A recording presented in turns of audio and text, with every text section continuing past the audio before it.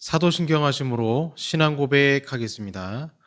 전능하사 천지를 만드신 하나님 아버지를 내가 믿사오며 그 외아들 우리 주 예수 그리스도를 믿사오니 이는 성령으로 잉태하사 동정녀 마리아에게 나시고 본디오 빌라도에게 고난을 받으사 십자가에 못 박혀 죽으시고 장사한 지 사흘 만에 죽은 자 가운데서 다시 살아나시며 하늘에 오르사 전능하신 하나님 우편에 앉아 계시다가 저리로서 산자와 죽은 자를 심판하러 오시리라.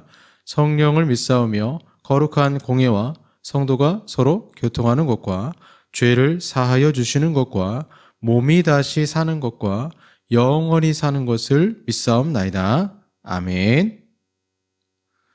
찬송가 191장 내가 매일 기쁘게 순례의 길 행함은 찬송합니다. 191장입니다.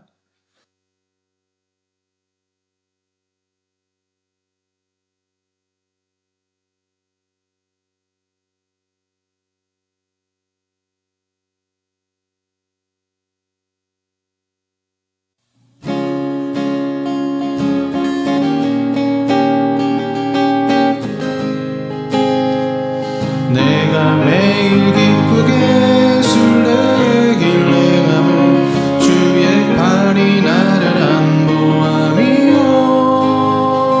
내가 주의 큰 복을 받는 참된 비결은 주의 영이 함께함이라 성령이 계시네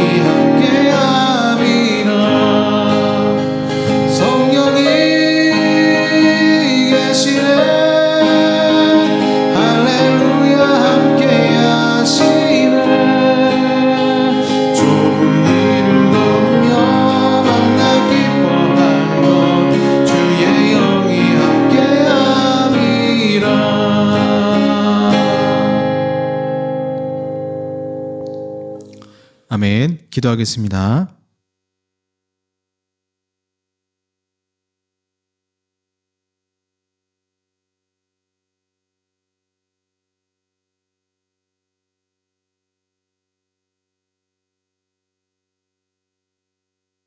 날마다 주님 안에서 또 말씀 가운데 은혜 가운데 살게 하시니 주여 감사드립니다. 우리의 호흡이 거칠어질 때가 있고 긴장 상태에 있을 때가 있고 괴로울 때도 있지만 우리의 호흡을 안정시켜 주시고 평안한 마음을 주시는 하나님을 온전히 바라보며 믿음으로 고백하기를 원합니다.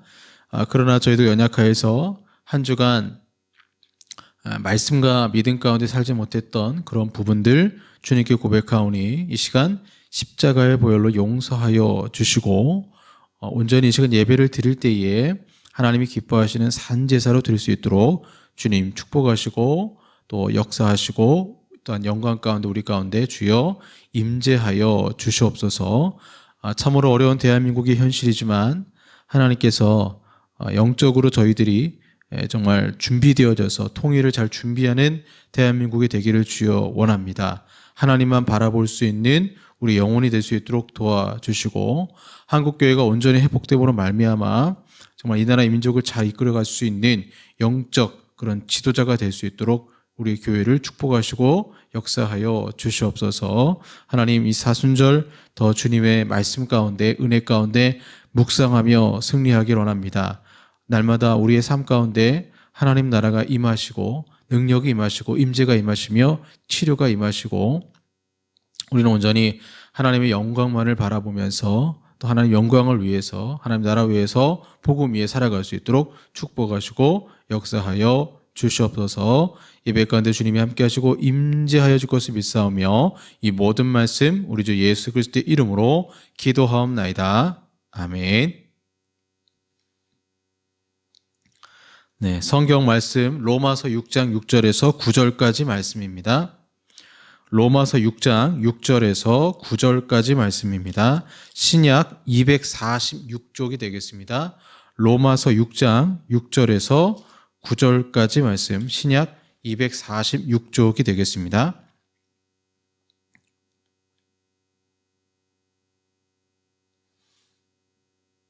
네, 봉독하겠습니다.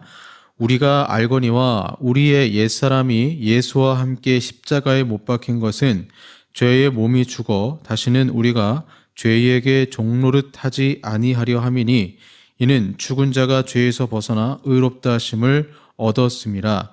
만일 우리가 그리스도와 함께 죽었으면 또한 그와 함께 살 줄을 믿노니 이는 그리스도께서 죽은 자 가운데서 살아나셨음에 다시 죽지 아니하시고 사망이 다시 그를 주장하지 못할 줄을 알미로라. 아멘. 네, 오늘은 훼손한 십자가라는 제목으로 말씀 나누도록 하겠습니다. 어느 선교사님의 책을 읽다가요, 선교사님은 신학교 교수님하고 다르구나라고 생각이 들었던 적이 있습니다. 신학교 교수님들은 아무래도 학문적이고 정확하게 연구한 내용을 가르치다 보니까 딱딱하게 들릴 수 있는데 선교사님은 이 현장에서 복음을 전하시는 분들이고 타지에서 고생도 많이 하시는지 전혀 제가 생각하지 못했던 어떤 성경을 읽는 영적 통찰력이 있다라는 것을 이 한 선교사님의 책을 읽고 깨달은 적이 있습니다. 그 내용은 이런 것입니다. 이제 출애굽기 보시면 출애굽한 백성들이 나오죠. 광야 생활을 40년 동안 하면서 위기를 만날 때마다 한결같이 그 출애굽한 이스라엘 백성들의 모습은 주로 원망, 불평이었습니다. 그래서 하나님께서 10가지 재앙과 그 다음에 홍해를 바다로 가르시고 기적을 베풀어 주셨고 430년 동안 종노릇하던 그 영혼들을 구원해 주셨음에도 불구하고 또 저들이 배가 고플 때는 하늘에서 만나를 내려주시고 반석에서 생수를 내서 마시게 하시고 고기를 달라고 하자 하늘에서 메추라기를 정말 비같이 내려 고기도 먹여주심에도 불구하고 이스라엘 백성들의 한결같은 모습은 정말 매 순간순간마다 모세를 대적하거나 또는 하나님을 향해서 원망 불평을 하게 되죠. 결국에는 하나님께서 진노하셔서 불뱀을 보냅니다. 불뱀을 보내셔서 이스라엘 백성들이 물리게 하죠. 그래서 많은 백성들이 불뱀에 물려 죽어가고 있었습니다. 그때 모세가 백성들을 위해서 하나님께 기도합니다. 그때 하나님은 치유의 방법을 말씀해 주셨는데 그 치유의 방법이 뭐냐면 장대 위에다가 노뱀을 만들어서 매달고 물린 자가 간단해요. 쳐다보면 살리라. 장대에 매달린 노뱀을 보면 불뱀에 물린 자들이 쳐다보면 살 수 있다. 그래서 믿음으로 그 노뱀을 보느냐 보지 않느냐에 따라서 구원과 멸망이라는, 구원과 심판이라는 길이 마련된 것을 보게 된 것이죠. 그래서 선교사님이 그 책에서 얘기하시는 것이 그럼 의문이 들었다는 거예요. 어떤 의문이 들었냐면 왜 노뱀일까? 왜 노뱀이 나중에 오실 예수님의 상징이 되는가? 그렇지 않습니까? 좀 아름다운 것을 장대 위에 달아서 보게 하셔도 되는데 왜 굳이 노뱀인가? 여러분, 예수님이 뱀은 아니잖아요. 오히려 성경에서 뱀은 사탄을 상징합니다. 예수님을 상징하는 것들이 성경에 얼마나 많이 있습니까? 샤론의 꽃 예수, 백합화 이런 종류도 있고, 부활을 상징하는 복숭아 나무도 괜찮을 것 같고, 사자의 형상을 장대에 높이 달면 더 좋았을 것 같은데 왜 징그러운 노뱀일까? 불뱀에 물렸기 때문일까? 물론 팀 켈러 목사님 책을 보면 그 노뱀에 대한 얘기가 잠깐 나오는데요. 그 노뱀이 저주를 상징하잖아요. 그러니까 그 나무에 달린 자마다 저주를 받는다고 했는데 그 노뱀이 불뱀에 물린 사람들이 저주받은 거죠. 근데 그 저주받은 사람이 또 다른 저주, 노뱀을 봄으로 말미암아 오히려 치료를 받죠. 그래서 이제 팀 켈러 목사님은 우리가 축복을 받는 것은 저주를 통해서, 저주를 통과해서 축복을 받은 거다. 그 말은 예수님이 저주를 받으심으로 우리가 나음을 입었고 축복을 받았다라고 설명을 하세요. 그런 식으로 이제 말을 할 수도 있고요. 그리고 선교사님은 이제 어떤 식으로 해석을 했냐면 이 노뱀이 예수님을 상징하는 것도 있지만 동시에 우리도 상징한다, 그렇게 설명한 거예요. 노뱀은 예수님도 상징하지만 불뱀에 물린 자들, 곧 우리들도, 죄에 물들인 자들, 곧 우리들도 해당이 된다라는 거죠. 그러니까 십자가에 달리신 예수님, 그리고 죄가 되셔서 십자가에 예수님 달리셨고 그곳에 우리가 그 노뱀을 보는 것처럼 예수님을 믿으면 죄인이 같이 십자가에 달리는 것입니다. 그래서 예수님은 아름답지만 우리는 그렇지 않잖아요. 그러니까 우리 중첩된다 그러죠. 십자가에 예수 그리스도만 달린 것이 아니라 나도 달린 거예요. 나도 우리의 온갖 죄를 지으며 살았는데 성경은 이러한 것을 옛사람, 오늘 본문에 6절에 우리가 알거니와 우리의 옛사람이 예수와 함께 십자가에 못 박힌 것은, 즉 광야의 백성들은 십자가에 달린 예수님만 볼 뿐 아니라 거기에 같이 달린 자신의 옛사람도 같이 봐야 합니다. 얼마나 하나님을 원망했는지, 불평했는지, 이웃에게 해를 끼쳤는지, 십계명을 어겼는지 장대 위에 노뱀을 보면서 자신의 옛사람을 보며 그들은 회개했을 것입니다. 예수님을 봄과 동시에 자신의 죄를 보는 사람들, 자신의 옛사람을 본 사람들은 마치 뭐와 같냐? 그 노뱀이 거울과 같은 역할을 하는 것이죠. 그냥 거울이 아니고 진실의 거울을 보는 것 같은 역할을 했던 것입니다. 하나님은 그렇게 노뱀을 본 자들을 치료하시고 구원을 베풀어 주셨습니다. 동화책에 나오잖아요. 그 백설공주에 나오는 그 거울, 거짓이 없습니다. 그 계모가 거울을 보면서 이 나라에서 누가 제일 예쁘냐? 그랬더니 거울은 한결같이 그야 왕비님이죠 라고 대답하다가 어느 날 거울의 대답은 바뀌죠. 백설공주가 제일 예쁩니다. 이렇게 말하자 이것이 화근이 되어서 이제 공주의 시련이 시작되잖아요. 그래서 이 거울이 어떤 백설공주의 이야기에서 이야기의 흐름을 한순간에 바꾸는 역할을 합니다. 인간의 시련은 거짓으로부터 시작이 되었죠.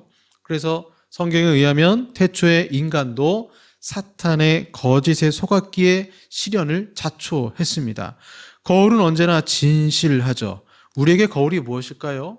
율법 아니겠습니까? 하나님의 말씀이 우리에게 거울입니다. 근데 우리가 눈으로 알고 있는 그런 보통 알고 있는 거울은 나의 외모만 보여주지만 성경이라는 거울은 나의 외모뿐 아니라 나의 내면을 보여줘요.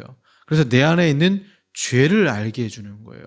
성경이라는 거울을 통해서 내 안에 있는 영혼을 보게 해서 영혼이 깨끗이 않다라는 것을 알게 하는 거예요. 즉 옛사람, 속사람을 보여주는 것입니다. 그래서 그 거울에 비친 자신을 보면서 얼마나 고통스럽겠습니까? 그냥 일반적인 거울은 내가 보면은 기분이 좋겠지만 나의 죄를 보여주는 거울은 내가 괴로워요. 괴로워서 노뱀을 보는 것처럼 예수 그리스도를 바라보면서 아 주님 나를 용서하소서라고 기도할 수밖에 없는 것입니다.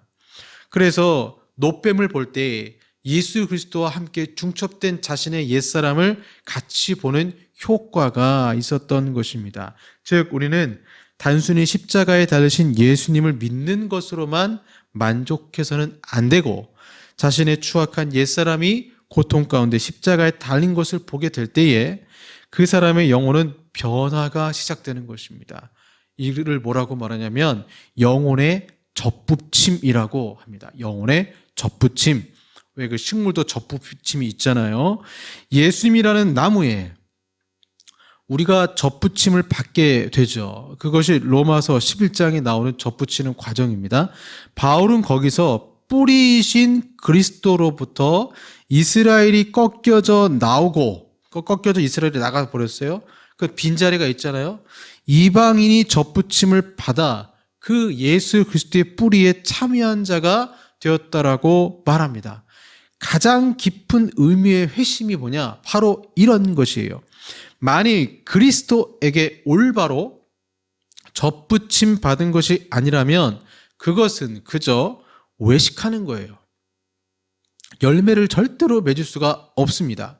사랑하는 여러분, 그러기에 우리가 믿음으로 할 일은 접붙임을 당하는 것인데 이를 다른 말로 십자가의 참여함이라고 말할 수 있습니다. 십자가의 참여함. 왜 여러분 접붙임을 하거나 이 가지치기 할 때 원에 가위가 있잖아요. 그 가위로 가지치기를 하고 또 접붙임을 하기 위해서 자르잖아요. 십자가가 그 가위, 전지 가위랑 똑같은 역할을 하는 거예요.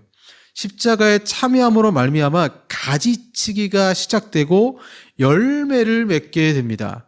펜 루이스라는 학자가 있습니다. 이분이 요한복음 3장 16절을 헬라어로 보면 기존의 번역 성경과 아주 다른 의미가 있다라고 지적을 했어요. 요한복음 3장 16절에 하나님이 세상을 이처럼 사랑하사 독생자를 주셨으니 이는 그를 믿는 자마다 멸망하지 않고 영생을 얻게 하려 하심이라. 여기서 그리스도를 믿는 자가 아니라 원래 헬라어의 의미는 믿어 그 안으로 들어가는 자. 믿는다는 게 뭐냐면 믿어서 예수님 안으로 들어가는 자가 영생을 얻는다라는 뜻입니다.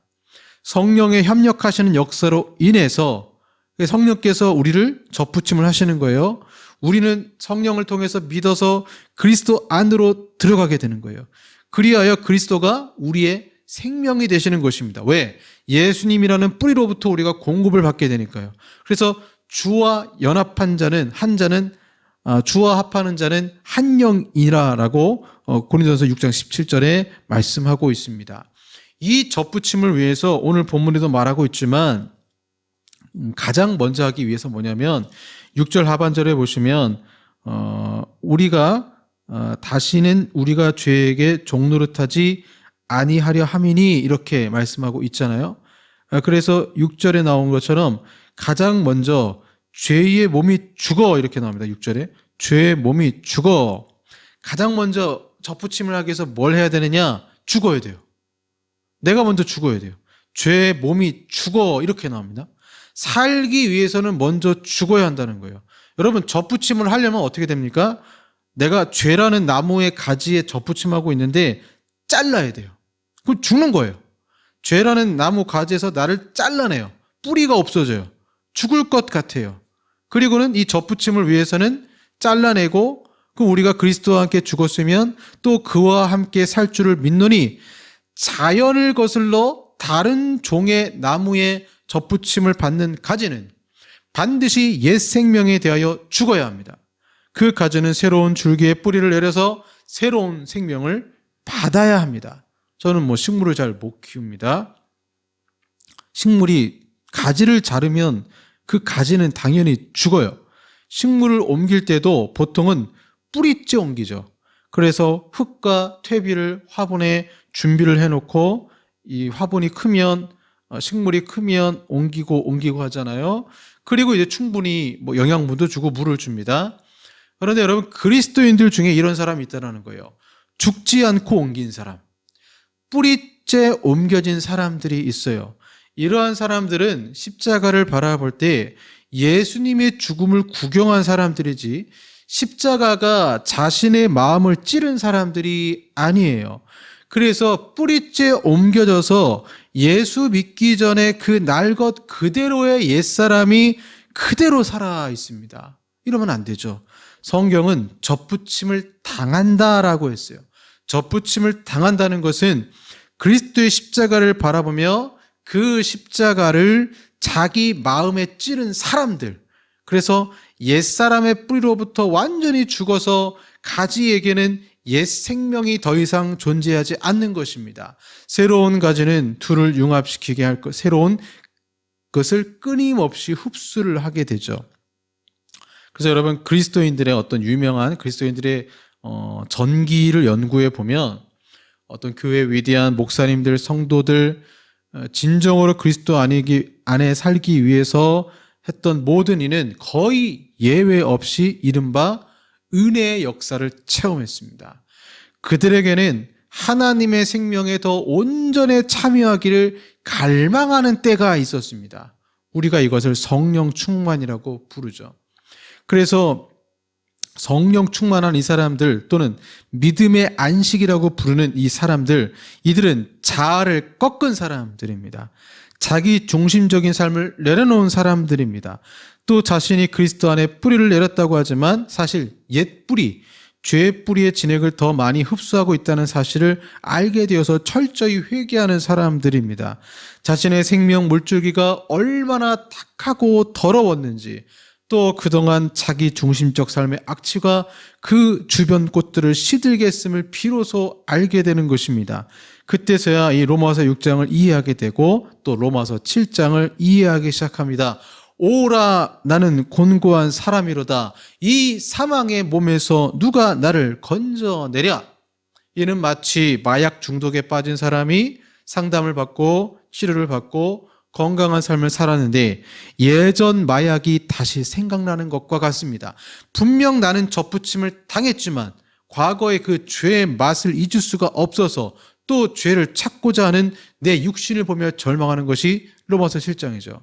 그리고 우리는 기도하게 됩니다. 성령님 도와주세요. 다시 옛날 뿌리로 돌아가지 않게 해주세요. 그 기도 중에 우리는 무엇을 묵상해야 됩니까? 다시 십자가에 달리신 예수 그리스도, 저 광야의 노뱀을 바라보며 사도 바울의 고백처럼 나는 날마다 죽노라, 십자가에서 같이 죽는 연습을 해야 되는 것입니다. 그래서 기도하는 가운데 성령께서 우리에게 보여주시는 것은 그리스도와 함께 십자가에 못 박힌, 그리스도가 죽으심으로 그리스도와 하나가 된 우리 자신을 보게 하시는 거예요. 흉측한 나의 모습. 이를 통해 우리는 그리스도의 죽으심으로 우리 자신도 죄에 대하여 죽었으며 윤리적으로 죽음의 자리에 처했다라는 것을 알게 됩니다.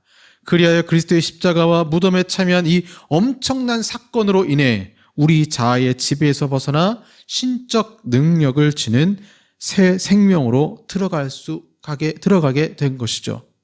그리스도의 죽으심에 참여하지 않으면 갈보리의 비극을 재촉했던 죄의 원리는 우리 안에서 계속해서 작용할 수밖에 없습니다. 그리고 그것은 우리를 구세주를 죽인 바로 살인자들과 공범으로 만들게 되죠. 자아가 이미 죽었음을 인정하지 않는다면 결코 그리스도인의 신분으로 살아갈 수 없습니다. 만약 죽지 않고 그리스도인이라고 주장한다면 이는 모순의 극치가 되는 것이지요. 우리는 그리스도께서 죄인인 우리를 위해서 죽으셨고 죄인인 우리 자신 역시 그리스도 안에서 죄에 대하여 죽었다는 것을 깨닫습니다. 이 모든 것을 내가 하는 것이 아니라 성령님이 하시는 것입니다. 왜냐하면 세상은 자아를 엄청나게 높입니다. 칭찬합니다. 자아를 사랑하라고 말합니다. 사람이요, 자신을 미워하고 죄를 미워하고 본성으로 사랑하게 되어 있어요. 그런데 내 자신의 자아를 미워하게 되고 사랑하는 세상을 살아가는 것을 미워하기 시작하는 것은요, 지극히 부자연스러운 거예요. 세상 사람들은 사랑하게 돼 있어요. 근데 이건 굉장히 사랑하지 않고 미워하게 된다. 이건 지극히 부자연스러운 것입니다. 왜냐하면 이 세상에서 이른바 자아라고 하는 것을 가장 많이 사랑하기 때문입니다. 천국의 날들에서 심슨 박사는 성령은 하나님께서 우리에게 정해 주신 장소, 즉 그리스도의 무덤으로 우리를 인도하는 위대한 장의사라고 말했습니다. 그러나 성령도 우리의 동의 없이는 십자가에 못 박힘에 우리를 참여하게 하시지 않습니다. 억지로 하시지 않아요. 우리의 동의 없이 갈보리라는 곳으로 우리를 데려가지 않습니다. 강권적으로 부르실 때도 있지만 반복적으로 십자가 밑으로 나아가는 것은 철저하게 우리에게 동의를 구하십니다. 인격적으로 같이 가자라고 하는데 우리는 고집을 부리며 싫습니다, 거부할 때가 있다는 것입니다. 우리는 스스로 그 노뱀처럼 스스로 죽는 것에 동의해야 합니다. 십자가가 고통과 수치와 수모, 죽음을 통해 나타낸 것은 우리로 하여금 기꺼이 죽기 원하도록 하시려는 하나님의 무한히 미묘하고 도덕적인 방식인 것입니다. 우리를 설득하여 자아를 버리고 죽겠다는 동의를 얻을 수만 있다면 하나님께 이것은 지나친 일도 아니죠. 그런데 오늘날 어떻습니까? 현대 그리스도인들은 십자가를 훼손했다는 것을 인정하지 않을 수가 없어요. 오늘 설교 제목이 훼손한 십자가인데요. 원래 십자가가 그 노뱀을 얘기하면서 주님이 십자가에 돌아가셨고 거기에 내 자아도 못 박혔다라는 게 원래 십자가의 의미인데 현대인들 그리스도인들의 십자가는 훼손을 시켰다라는 거예요. 그래서 비콘스필드라는 분이 이렇게 얘기했어요. 그는 속죄교리를 비방합니다. 그러니까 속죄교리 자체가 잘못됐다는 게 아니고 속죄교리만 가지고 이용하는, 자아를 죽이지 않고 속죄교리만 이용하는 것에 대해서 굉장히 막 비판을 했어요. 이렇게 얘기합니다. 내 안에 여전히 악취를 내는 비열한 것과 독초 같은 죄들을 그대로 놔둔 채 내 삶의 방식이 어떠하더라도 단지 내가 구세주의 희생을 받아들이기 때문에 내게 그리스도의 죽음의 공로가 내게 전가되어 하나님 앞에 설 수 있다고 한다면 십자가는 부도덕하다고 말할 만한 충분한 근거가 있는 것이라고 이렇게 주장을 했습니다. 왜 이런 주장을 했는가? 삶의 변화는 없어요. 그런데 이신층에 대해서 나는 믿음으로 이렇게 되었다라고 하니까 나는 그냥 구원받았다라고 생각하면서 적극적으로 십자가를 따르지 않고 방관하면서 독초는 그대로 두고 그냥 교리는 알고 있어서 이신층의 믿음으로 이렇게 됐으니까 난 구원받았어. 그럼 된 것이지. 나는 하나님께 감사해. 날 구원해 주셨으니까. 이것이 바로 현대 그리스도인들이 훼손한 십자가입니다. 훼손한 십자가. 그리스도의 십자가는 여호와께서 우리 모두의 죄를 그에게 지우셨기 때문에 대속적인 것이기도 하지만 그 이상의 의미를 가집니다. 갈보리 위에서 절정을 이룬 그리스도의 구속 사역의 본질은 구속 사역의 도덕적 은혜에 참여하지 않고는 대속하신 은혜를 받을 수 없는 것입니다. 다시 말해서 만일 내가 거짓된 중심인 자아로부터 떨어져 참이신 하나님께 붙기를 깊이 갈망하는 마음 없이 세상 죄를 대신 짊어지신 예수님을 보았다면 그것은 십자가 사건을 통해 하나님의 실제 목적이 이루어지지 않은 것이에요. 성령의 우리 안에서 하나님의 아들의 죽음에 우리가 참여하도록 할 기회가 없었던 것입니다. 그냥 구원해 주세요 하고 아름다운 예수만 본 것이 아니라 나를 구원해 주세요. 그런데 주님 노뱀이네요. 회개합니다. 저게 나입니다. 내 육신의 자입니다. 회개합니다. 여기까지 나아가야 진짜 진정한 의미의 십자가라는 것입니다. 펜 루이스 부인이라는 분이 인도에 방문을 했습니다. 그리고 어떤 선교사 한 명을 만났어요. 이 선교사님은 펜 루이스가 작가였는데 이 여사의 글을 보급하는 사역에 사명을 갖고 열심히 일했습니다. 페인 루이스 여사의 글은 대부분 모두 그리스도인과 그리스도가 죽음과 부활의 하나됨을 역설하는 내용이었습니다. 어느 날 그것을 전달하는 역할을 했던 선교사님이 꿈을 꿨어요. 그 꿈은 놀랍게도 그리스도의 십자가에 관한 꿈이었습니다. 그러나 꿈속에서 그의 눈을 사로잡은 것은 피 흘린 구세주가 아니라 말할 수 없이 추하고 구역질 나는 모습이었다라고 해요. 그래서 깨서 납득이 안 됐던 거예요. 왜 꿈속에서 예수님이 보이는 게 아니고 왜 꿈속에서 아주 흉악한 이의 모습이 보였을까? 후에 그는 그리스도인과 그리스도의 하나됨에 대한 메시지를 듣고 자신이 그리스도와 함께 십자가에 못 박혔다라는 것을 깨닫게 되었습니다. 성령께서는 그 꿈에서 아주 추한 모습이 누구냐? 예수가 아니라 너다. 너도 예수님과 함께 못 박혔다. 라는 것을 보여주셨다는 거예요. 프랑스의 대설교가 라코르델이 이렇게 말했습니다. 교회는 십자가에 못 박혀 태어났기에 머리 대신 그리스도처럼 무덤으로 들어가 죽지 않으면 생명을 주는 생수가 그 가슴에서 터져 나올 수 없다. 누군가 말했듯이 교회가 사도와 같은 열심히 불타고 초대교인들이 못지않는 열매를 맺는 일은 육적인 행위가 아니라 신적인 죽음에 열심을 내는데 달려있다. 맞는 말입니다. 사랑하는 여러분, 훼손된 십자가를 진실이라고 믿지 마십시오. 역설적으로 교회가 생명력이 없고 성도가 변화되지 않는 것은 너무 역설적이에요. 죽지 않아서 그래요. 그래서 오늘 본문에도 8절에 보세요. 만일 우리가 그리스도와 함께 죽었으면 또한 그와 함께 살 줄을 믿노니 죽어야 살아요. 살아야 죽는 게 아니고 먼저 죽고 그리스도와 함께 죽고 그와 함께 사는 과정이 있어야 되는데 죽지 않으니까 교회도 생명력이 없고 성도도 변화가 없다라는 것입니다. 이 한 선교사님의 꿈처럼 그리고 저 광야에서 노벤처럼 십자가에 같이 달린 자신을 발견하십시오. 훼손된 십자가는 예수님만 얘기합니다. 자신도 같이 못 박혔다라는 것을 애써 부정하려고 합니다. 성경에 나오는 십자가는 같이 못 박혔다라고 말합니다. 같이 박히고 같이 무덤으로 들어가야 같이 부활합니다. 옛사람은 수리해서 쓰지 못합니다. 자꾸 사람들은 옛사람을 수리해서 쓰려고 합니다. 예수님이 우리를 위해서 죽으신 것은 우리를 지금보다 더 낫게 만드는 것이 아니에요. 새 포도주는 새 부대에 넣어야 된다라고 말씀하셨습니다. 옛사람 고쳐서 쓰는 것은 언젠가는 가죽 부대가 터지게 되어 있습니다.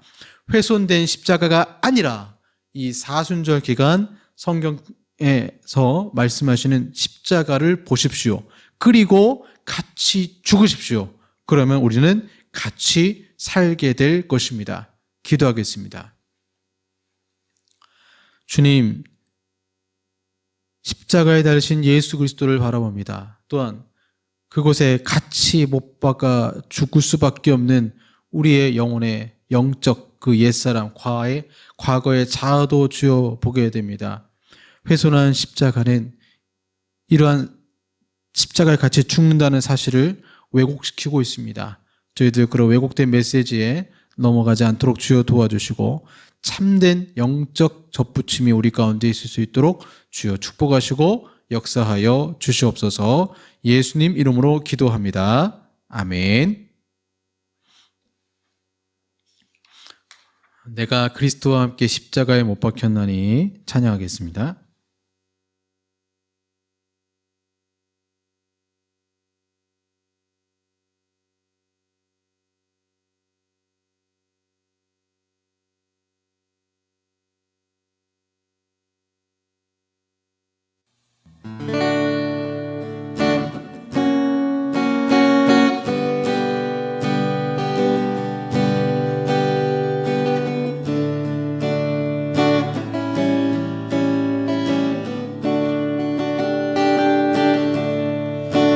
내가 그리스도와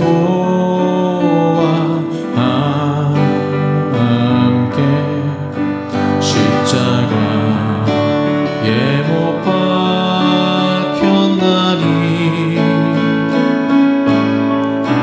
그런즉 이제 내가 산 것 아니요 오직 내 안에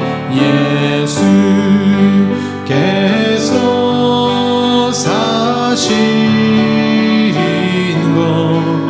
것이라.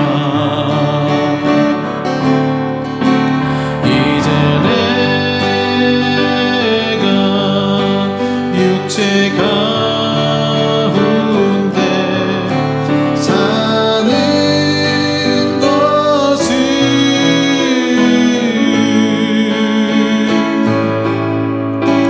나를 사랑하사 자기 못 버리신 예수 위에 산 것이라. 내가 그리스도와 함께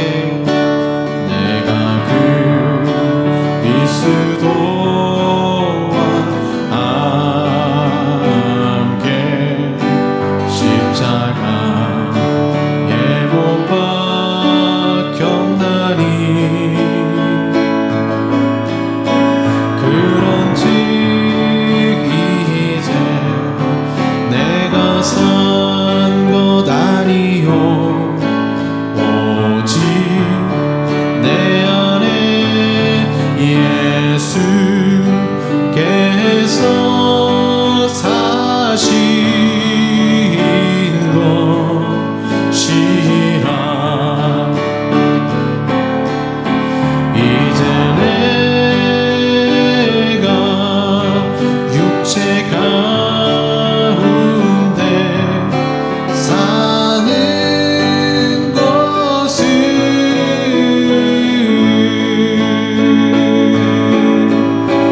나를 사랑하사 자기 못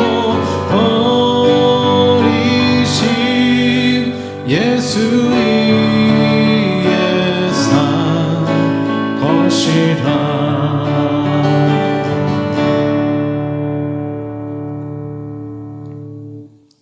아멘. 기도하겠습니다.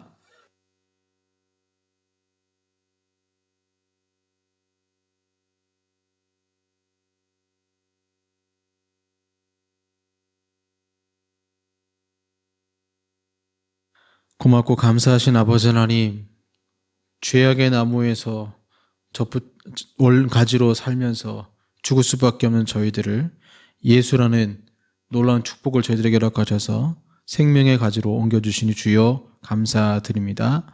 오늘도 주님 바라보며 기쁨으로 예배를 드리며 또한 우리의 예물을 드리며 감사로 11조로 9조로 주님께 영광 돌립니다.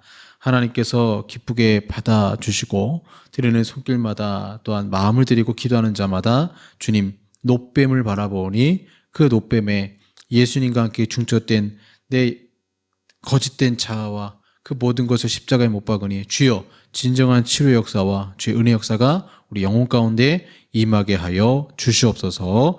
예수님 이름으로 기도합니다. 아멘.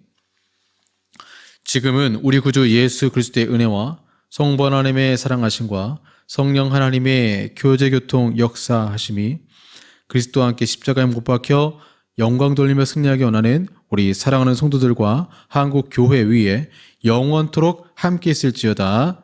아멘.